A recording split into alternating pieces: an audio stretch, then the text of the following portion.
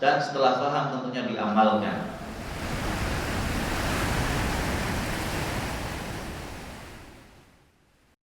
Kali ini kita akan bahas materi singkat ya, terkait dengan Muharram juga ya, yaitu tentang kebiasaan orang-orang Syiah di bulan Muharram ini. Ya. Bismillahirrahmanirrahim. Alhamdulillah wa kafa wassalatu wassalamu ala nabiyil mustafa nabiyina Muhammadin wa ala alihi wa sahbihi ajma'in. Ketika Fir'aun telah berkuasa di Mesir dengan kekuasaan yang luar biasa, Fir'aun memiliki kerajaan yang sangat luas dan memiliki bala tentara yang sangat kuat. Suatu hari dia bermimpi bahwa dalam mimpinya dia lihat ada anak kecil yang merebut tahtanya. Kemudian ditafsirkan oleh para ahli tafsir mimpi yang ada di sekitarnya, mengatakan bahwa ini pertanda bahwa kerajaanmu akan hancur dan dihancurkan oleh seorang anak yang dia adalah keturunan Bani Israel. Bani Israel pada zaman Fir'aun adalah kaum yang lemah dan diperbudak ya, mereka ditindas oleh Fir'aun.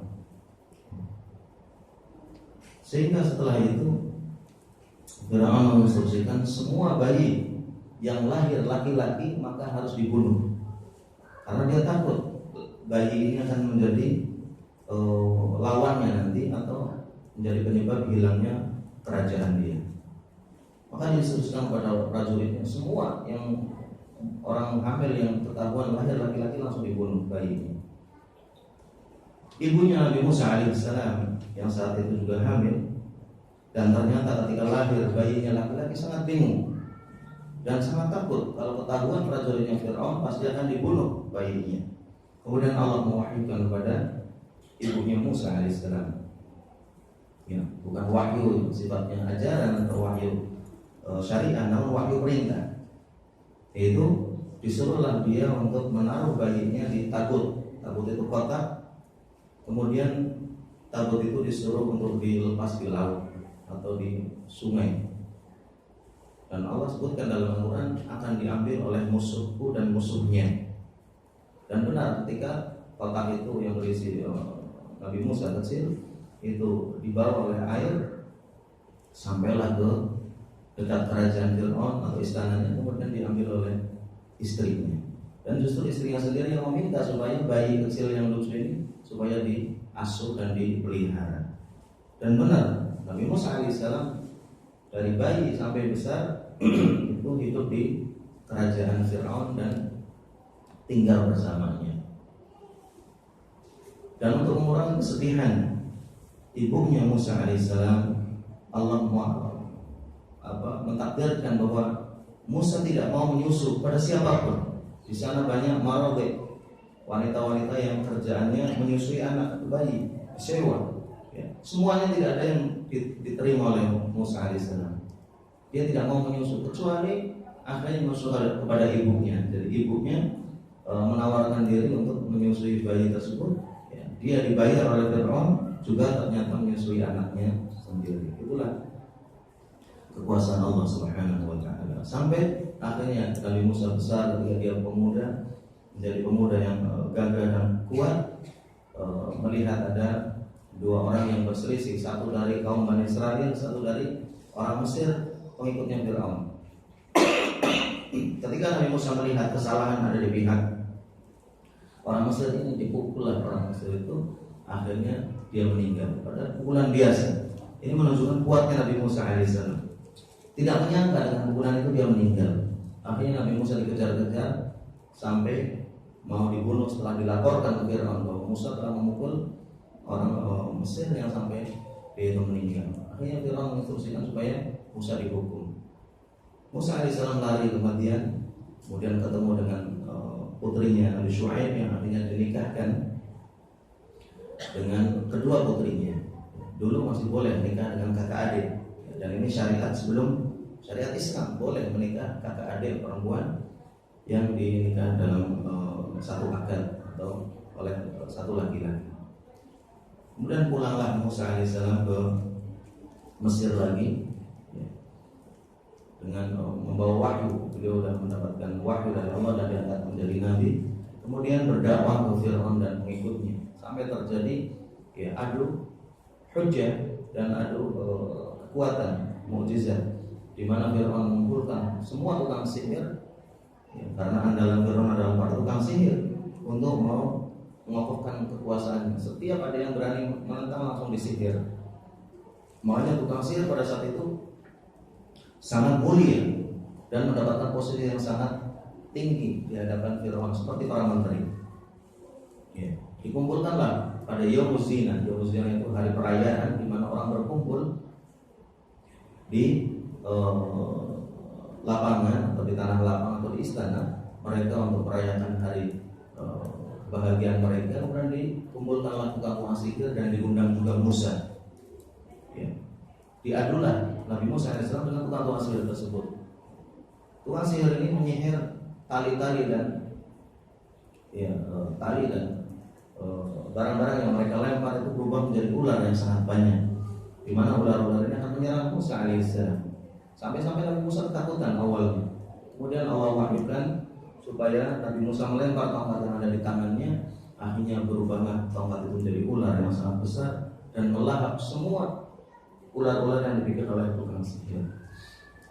Saat itu juga tukang sihir yang merasa dirinya kalah, ilmu mereka sudah dikalahkan oleh Musa, mereka beriman. Mereka beriman dan mengatakan, kami beriman kepada Tuhannya Musa. Dan Fir'aun marah sekali. Akhirnya Musa pun dikejar sampai ke laut dengan pengikutnya. Ya, ketika sampai di laut, Nabi Musa alaihissalam kebingungan bagaimana kita tidak bisa melawan pasukan Fir'aun yang sangat banyak dan mereka di depannya ada laut yang tidak mungkin bisa diseberangi. Kemudian Allah SWT mewahyukan supaya tongkat itu dipukulkan ke laut, dan saat itu juga laut itu terbelah. Laut terbelah. Dikatakan air yang ada di kanan kiri jalan itu kataudil azim, seperti gunung yang sangat besar. Jadi air itu menggunung di kanan kirinya dan di tengahnya kosong. Bisa dilewati oleh Nabi Musa AS dan pengikutnya Bani Israel. Ketika sampai ke daratan, sudah lewat nyebrang Laut Merah, kemudian Allah wahyukan kepada Nabi Musa supaya memukulkan kembali tongkatnya ke jalan yang tadi dilewati. Dan Fir'aun saat itu sedang ada di tengah-tengahnya, karena melihat Musa selamat dengan melewati laut yang kering itu. Fir'aun pun mengejar Musa alaihissalam dan pengikutnya ke tengah jalan tersebut. Ketika sedang berada di tengah-tengahnya, maka seketika itu pula laut itu kembali menyatu. Yang tadinya di pinggirnya saja, kemudian dia menyatu dan menenggelamkan Fir'aun dan bala tentaranya. Itulah akhir dari sejarah Tauhid Fir'aun yang mengaku dirinya sebagai Tuhan, yang merasa kerajaannya adalah kerajaan terbesar, itu binasa pada saat itu. Kemudian jasadnya diselamatkan oleh Allah, diperintahkan malaikat untuk mengangkatnya sebagai ibrah, sebagai pelajaran. Sampai sekarang masih ada. Ya, jasadnya Fir'aun masih ada di museum. Ya, dikeringkan dan tidak busuk sebagai peringatan buat kita semua. Itulah akibat orang yang durhaka kepada Allah Subhanahu wa taala. Ketika Rasulullah SAW datang ke kota Madinah, beliau melihat orang-orang Yahudi pada puasa. Orang Yahudi adalah pengikutnya Nabi Musa alaihissalam dan mereka adalah kaumnya Nabi Musa alaihissalam. Ya, keturunan mereka ada di Madinah. Mereka pada puasa pada hari itu. Kemudian Rasulullah SAW bersabda, "Ma hadzal yaumul ladzi tu'adzimuhu al-yahud." Hari apa ini? Kok hari diagungkan oleh orang-orang Yahudi? Orang-orang yang tinggal di Madinah tahu itu kebiasaan orang-orang Yahudi, dan mereka mengatakan, "Hadza yaumun tu'adzimuhu al-yahud, yaumun najjallahu fihi Musa wa qauman min Fir'aun." Ini adalah hari yang diagungkan oleh Yahudi karena ini hari kemenangan mereka, di mana pada hari ini Nabi Musa alaihissalam diselamatkan dari kejaran Fir'aun. Beliau dan pengikutnya diselamatkan dari kejaran Fir'aun dan ditenggelamkannya Fir'aun di Laut Merah. Itu terjadi pada hari 10 Asyura, yaitu bertepatan dengan hari besok. Ya. Kemudian Rasulullah bersabda, "Ana ahaqqu bi Musa minhum." Dalam riwayat lain, "Nahnu ahaqqu bi Musa minhum." Saya, kata Rasulullah, lebih berhak untuk mensyukuri nikmat yang diberikan Allah kepada Nabi Musa daripada mereka orang Yahudi. Kenapa? Karena mereka telah merubah agamanya Nabi Musa alaihissalam. Mereka telah menyembah Uzair sebagai anak Allah, sebagaimana orang Kristen menyembah Isa yang dianggap sebagai anak Allah menurut mereka. Maka Rasulullah SAW lebih berhak untuk berpuasa. Fasomahu, maka beliau berpuasa pada hari itu tanggal 10 Muharram, wa amara bisyamihi, dan menyuruh para sahabatnya untuk berpuasa juga. Dan puasa Muharram atau 10 Muharram ini dulu diwajibkan sebelum datangnya perintah puasa Ramadan. Rasulullah selalu puasa di bulan Muharram, terutama 10 Muharram, dan dikatakan beliau tidak pernah memperhatikan hari-hari untuk berpuasa melebihi puasa Asyura. Ya. Disebutkan Rasulullah sering puasa, namun ketika puasa Asyura beliau benar-benar perhatikan kapan datangnya, ditunggu oleh beliau, dan beliau berpuasa pada hari Asyura tersebut. Bahkan puasa Asyura ini telah dilakukan juga oleh orang-orang jahiliyah. Ya. Namun setelah datangnya perintah puasa Ramadan, maka puasa Asyura ini menjadi puasa yang sunnah. Barang siapa yang bisa melaksanakannya maka dia berpuasa, yang tidak bisa maka dia tidak dosa, namun kehilangan pahala yang sangat besar. Apa hubungannya dengan orang Syiah? Orang-orang Syiah pada hari Asyura ini mereka bersedih, di mana mereka meyakini bahwa dulu Husain bin Ali radhiyallahu anhu itu dibunuh di padang Karbala pada tanggal 10 Asyura ini. Makanya mereka jadikan waktu atau tanggal kematian beliau itu sebagai hari kesedihan. Mungkin antum pernah lihat di YouTube atau di film bagaimana mereka menyiksa diri mereka. Mereka memukuli tubuh mereka dengan rantai, melukai tubuh mereka dengan pisau, ya, yang mereka lakukan sebagai ungkapan rasa kesedihan atas terbunuhnya Husain bin Ali yang dikatakan pada saat itu penggalaikannya. Husain bin Ali adalah cucu Rasulullah SAW, salah satu sayyidu syababi ahlil jannah. Beliau Husain dan Hasan adalah cucu kesayangan Rasulullah dan menjadi tuannya para pemuda, pimpinnya para pemuda di surga nanti. Radhiyallahu anhu wa arda. Dan kita sedih dengan terbunuhnya beliau. Waktu itu beliau jadi khalifah dan ditipu. Beliau dikatakan kepada beliau bahwa kami orang-orang Kufah di Irak sana mengatakan kami ingin membayar Anda tapi dengan syarat Anda datang. Pada saat itu terjadi perselisihan antara Ali bin Abi Thalib dengan Muawiyah. Ali bin Abi Thalib menjadi khalifah di Madinah dan Muawiyah ada di Kufah sana, Baghdad. Terjadi dualisme kepemimpinan. Ya, di sana di BA, di Madinah juga di BA, dan Husain ini menjadi khalifah yang sah. Ketika orang-orang Irak mengatakan kami ingin membayar Anda, namun dengan syarat Anda harus datang, kami tidak bisa bayar dari jauh, maka Husain bin Ali datang dengan pasukan sekedarnya. Ya, namanya orang perjalanan jauh tidak mungkin membawa pasukan yang banyak, hanya membawa pengawal dan keluarganya. Ternyata di tengah jalan di Karbala beliau dikepung dengan jumlah pasukan yang sangat banyak, dikatakan sampai 27.000 pasukan bersenjata, yang akhirnya beliau dibantai, dihabisi dan dibunuh. Dikatakan beliau ditusuk dengan sekitar 37 tusukan pedang dan tombak, bahkan akhirnya kepala beliau dipenggal.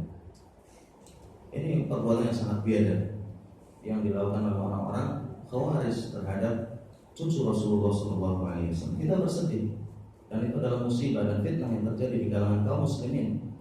Namun tidak boleh kita mengungkapkan kesedihan kita dengan hal-hal yang tidak dibolehkan. Mereka bukan hanya menangis, meratap dan memukul-mukul pipi atau menyobek-nyobek baju yang dilarang oleh Rasulullah, bahkan mereka sampai melukai diri mereka sendiri. Bahkan ada anak kecil yang sama ibunya dilukai kepalanya, dipukul-pukul dengan pisau sampai berdarah-darah. Yang dia anggap itu adalah sebuah ibadah. Ya, memang orang Syiah ibadahnya lucu-lucu dan aneh-aneh. Ya, Rasulullah SAW melarang hal-hal seperti itu. Kita bersedih benar, kita juga menyayangkan, namun tidak boleh bersedih melebihi batasnya. Rasulullah dalam hadis yang diriwayatkan oleh Imam Bukhari dan Muslim beliau bersabda, "Laisa minna man latama al-hudud wa syaqqa al-juyub wa da'a bid'ah jahiliyah." Dalam hadis Bukhari Muslim Rasulullah bersabda, tidaklah termasuk kelompok kami, tidaklah termasuk umat kami orang yang memukul-mukul pipi karena bersedih dengan dengan meninggalnya salah satu keluarga atau orang yang dia cintai. Wasyaqal jurub, dan menyobek-nyobek baju. Jadi itu adalah tempat masuknya kepala, leher. Ini disobek-sobek ketika orang sedih. Wada'a bid'ah jahiliyah, dan meratap dengan ratapan orang-orang jahiliyah, berteriak-teriak, ya, histeris, mengungkapkan rasa terimaan dia dengan takdir Allah yang menyakitkan atau musibah yang menimpanya. Ini Rasulullah SAW berlepas diri dari mereka. Namun mereka selalu lakukan setiap tahun, dan besok hari Sabtu ini di Iran terutama dan di daerah-daerah yang ada Syiah, mereka merayakan perayaan tersebut. Ini adalah sebuah ritual yang sangat bertentangan dengan ajaran Islam. Ya. Akal sehat saja tidak bisa menerimanya. Dan dikatakan mereka ketika melakukan hal tersebut, mereka harus mabok dulu, harus minum minuman keras, baru bisa melakukan hal tersebut. Karena akal sehat tidak bisa menerimanya. Orang tidak akan tega untuk melukai dirinya sendiri sampai berdarah-darah, sampai ya mungkin sebagian mereka ada yang sampai meninggal. Baik, sebenarnya ada beberapa akidah Syiah yang ingin saya sampaikan, namun waktunya sangat singkat. Mungkin saya sampaikan secara global saja. Yang pertama, bahwa akidah Syiah itu akidah yang sangat menyeleweng dari Islam, dan Syiah itu keluar dari Islam, bukan Islam lagi, karena mereka memiliki keyakinan-keyakinan yang sangat bertentangan. Jadi sangat keliru orang yang menganggap bahwa Syiah adalah kelompok madhab yang seperti madhab-madhab yang ada dalam Islam, seperti madhab Syafi'i, Maliki, Hambali, dan Hanafi. Mereka adalah agama tersendiri, memiliki akidah dan keyakinan yang berbeda dengan akidah Islam. Di antaranya mereka syirik kepada Allah Subhanahu wa taala, al-mutamathil fi ibadatil ahya wal amwat. Memang yaquluna alaihim ayatullah. Mereka itu menyembah dan menjadikan orang-orang yang dianggap sebagai ulama mereka sebagai sembahan selain Allah. Mereka menghalalkan yang haram, mengharamkan yang halal, menafsirkan ayat-ayat Al-Quran semua mereka sendiri. Mereka menafsirkan diantaranya mengatakan watini wa zaitun, katanya atin itu Hasan, wa zaitun itu Husain. Kemudian wasyajaratul mal'unah fil Quran itu adalah Aisyah. Jadi mereka semuanya sendiri menafsirkan ayat-ayat yang ada dalam Al-Quran. Mereka mengikuti apa yang disampaikan oleh ulama mereka dengan membabi buta. Apa yang dikatakan ulama mereka itu mereka ikuti. Itu namanya nyembah mereka. Ketika Salman Al-Farisi mendengar Rasulullah SAW menyebutkan ayat bahwa orang-orang Kristen itu menjadikan ruhbanahum ahbarahum arbaban min dunillah, orang-orang Kristen itu menjadikan pendeta dan ulama-ulama mereka sebagai tandingan Tuhan, tandingan selain Allah. Salman Al-Farisi mengatakan, ya Rasulullah, kami tidak menyembah mereka. Kami tidak menyembah mereka, kami tidak pernah sujud sama pendeta. Dia orang Kristen dulunya.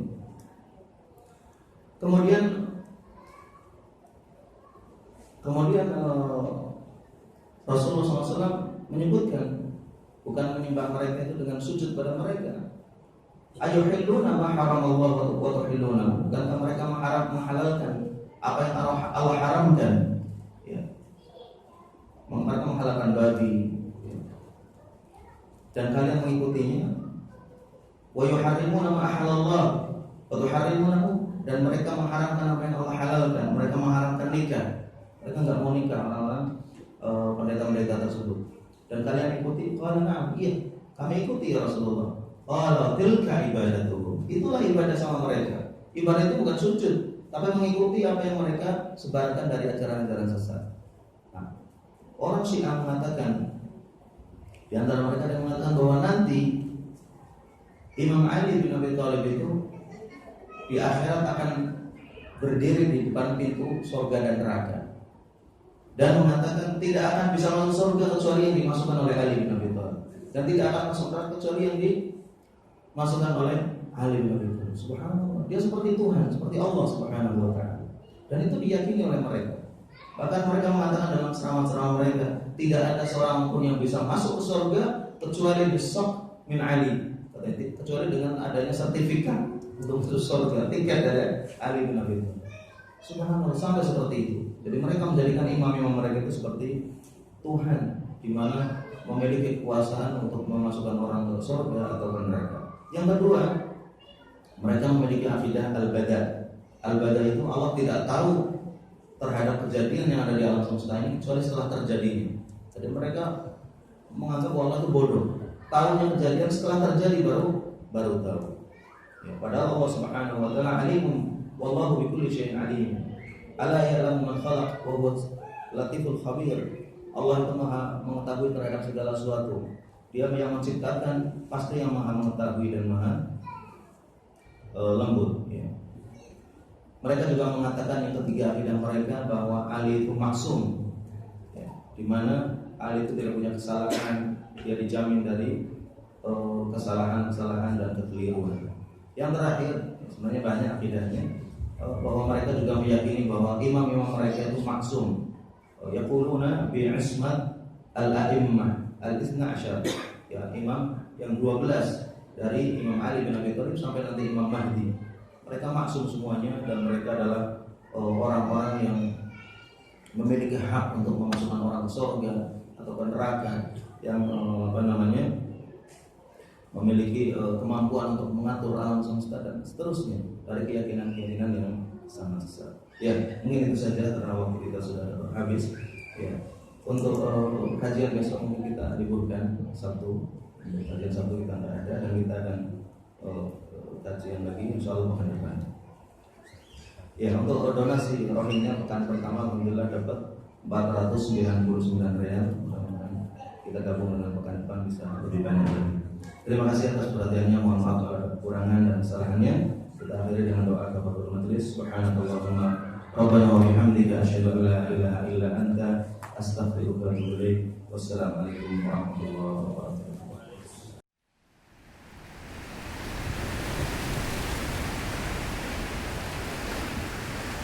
Kebaikan yang hakiki seseorang faham terhadap agama Islam, dan setelah faham tentunya diamalkan.